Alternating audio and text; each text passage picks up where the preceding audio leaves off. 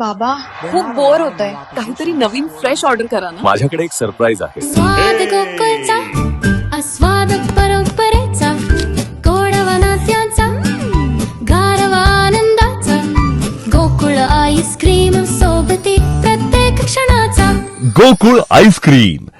निसर्गाच्या कुशीत गर्द वनराईत दडलेला वर्षा पर्यटनाचं आकर्षण असूनही दुर्लक्षित झालेला देवगड तालुक्यातील दैवाव सडा येथील मायना सडा धबधबा वर्षा पर्यटनासाठी पर्यटकांना साथ घालतोय. पाहूयात आमचे प्रतिनिधी स्वप्नील लोके यांचा स्पेशल रिपोर्ट.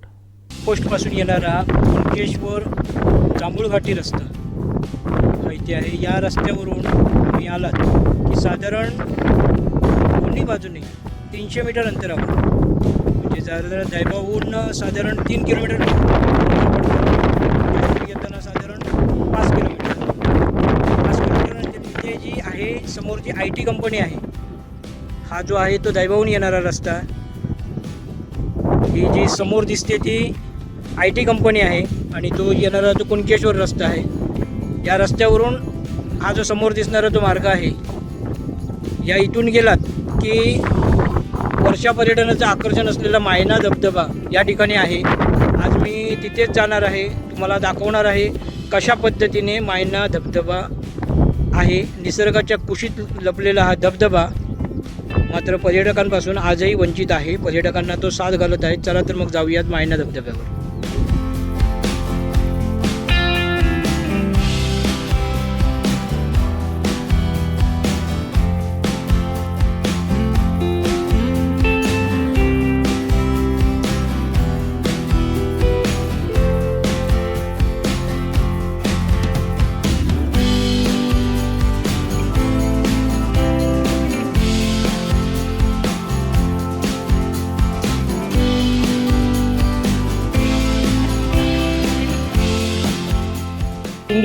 सिंधुदुर्ग म्हटलं की नजरेसमोर येतं ते पर्यटन. त्यात धार्मिक असून दे, हिवाळी असून दे, उन्हाळी असून दे आणि त्याचबरोबर वर्षा पर्यटन देखील आहे. मगाशी तुम्हाला मी सांगितलं होतं, मी तुम्हाला एका अशा ठिकाणी नेत आहे. ते ठिकाण म्हणजे हा दैवाव सडा येथे असलेला मायना धबधबा. आता या धबधब्यावर यायचं कसं तर कुणकेश्वर दैवाव जांभूळघाटी जो मार्ग जो रस्ता आहे तिथून कुणकेश्वरून येताना IT कंपनी म्हणून आहे. त्या IT कंपनीच्या तिथून साधारण 300 मीटर अंतरावर हा धबधबा आहे. सडाचा भाग असल्यामुळे ते येताना चालत यावं लागतं. तसंच दैवाव चेकपोस्ट आहे, तिथून येताना पण तितकंच अंतर. असा मध्य सेंटरला असलेला हा आणि नजरेच्या आड लपलेला असा हा मायना धबधबा. या धबधब्याचं उगमस्थान आहे ती मायन्याची तळी. तिथे हा बारमाही वाहणारा झरा आहे, ते या धबधब्याचे उगमस्थान आहे. आज अनेक ठिकाणी तिथली दुर्लक्षित असल्यामुळे हा धबधबा फक्त पावसाळ्यात प्रवाहित होतो आणि अगदी मोठ्या प्रमाणात बघू शकता कशा पद्धतीने त्या धबधब्याची रचना आहे आणि अगदी चांगल्या पद्धतीने निसर्गाच्या कुशीत नजरेआड लपलेला हा मायना धबधबा आहे. या धबधब्याची उंची, खोली आणि कशा पद्धतीची याची रचना आहे हे तुम्हाला मी सांगणारच आहे. त्याचबरोबर या ठिकाणी येताना हा धबधबा जो आहे तो व्हाळातून यावं लागतं, कारण येण्यासाठी याला मार्ग नाही. कारण इतर ठिकाणी बघितले तर धबधब्याला येण्यासाठी मार्ग व्यवस्थित असतात, मात्र इथून धबधब्याकडे येण्यासाठी व्हाळातून यावं लागतं. त्यामुळे येताना पर्यटकांनी इथे सावध या, सावधानता राखा. अशा पद्धतीने या माझ्यासोबत आहे तिथे परेश रुमडे आहेत. मी त्यांच्याकडून ही सगळी माहिती जाणून घेणार आहे. या धबधब्याची खोली किती आहे, उंची किती आहे आणि कशा पद्धतीने ग्रामपंचायतीच्या माध्यमातून हा विकसित होऊ शकतो आपण जाणून घेऊया परेश रुमडेकडून. नमस्कार, मी परेश रुमडे. आज आपण दैवाव गावामध्ये दैवाव गावाच्या वस्तीपासून जवळ 3-4 किलोमीटर सड्यावरती हा मायनाचा धबधबा आहे आणि हा निसर्गाच्या कुशीमध्ये त्याचं उगमस्थान आहे.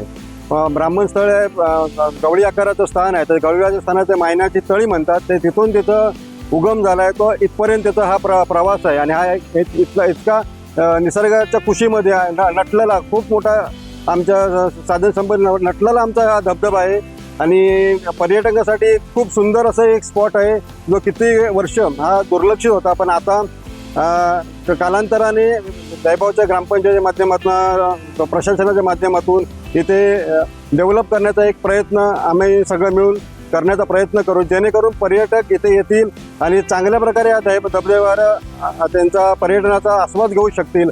अशा प्रकारे मायनाचा धबधबा एक नयन नंबर आणि एक सुंदर असा सिंधुदुर्ग जिल्ह्यामध्ये आणि देवगड तालुक्यामध्ये दहिबाव गावामध्ये आहे, याचा आम्हाला खरंच एक समाधान आणि अभिमान आहे.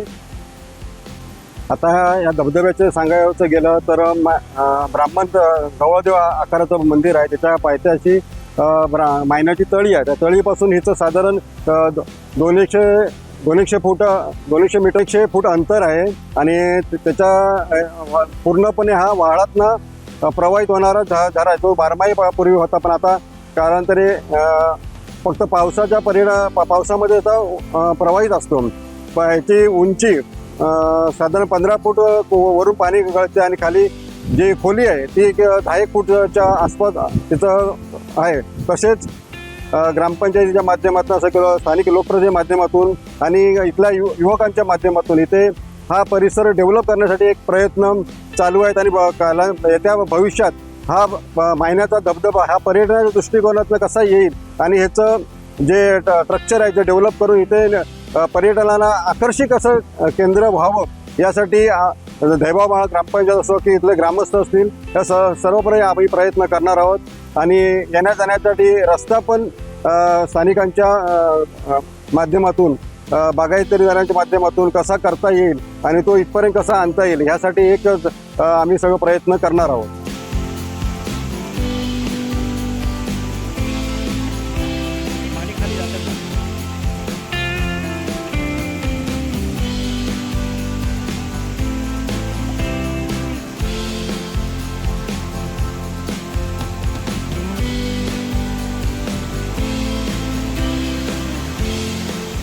दहिबावमधील दहिबाव मायना सडा या भागात असलेला हा मायना धबधबा आहे आणि याची रचना जर बघितली तर पूर्ण जांभ्या खडकावर पुरून वाहणार हे पाणी, फेसाळणाऱ्या मस्तपैकी शुद्ध पाणी आणि 10 ते 15 फूट याची खोली आहे. अशा पद्धतीने मागे जे बघितलात तर जे पाणी पडतं त्यामध्ये जांभ्या दगडाच्या खाली जे 15 ते 20 फूट खोली आहे आतमध्ये, म्हणजे एक गुहा तयार आहे.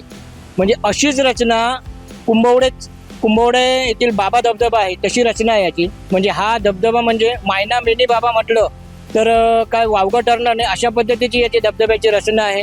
वर्ष पर्यटनासाठी येथील पर्यटकांनी यावं. दहिबावचा मायना धबधबा तुम्हाला पर्यटनासाठी साथ घालत आहे. मात्र इथे ग्रामपंचायतीच्या माध्यमातून इथे तरुण मंडळीच्या माध्यमातून हा परिसर विकसित करण्यासाठी प्रयत्न सुरू आहेत. जर हे ठिकाण विकसित झालं आणि या ठिकाणी सोयीसुविधा उपलब्ध झाल्या पर्यटकांना प्रमाणात चालना मिळू शकेल, रोटी निर्माण होईल तरुण वर्गासाठी. असा हा विकसित होणारा पर्यटनाचा स्पॉट आहे. चांगल्या योजनेतून शासनाने तो विकसित करणे गरजेचं आहे. कॅमेरामन साहिल दहिबावकरसह स्वप्नील लोके, कोकणसाद लाईव्ह, देवगड.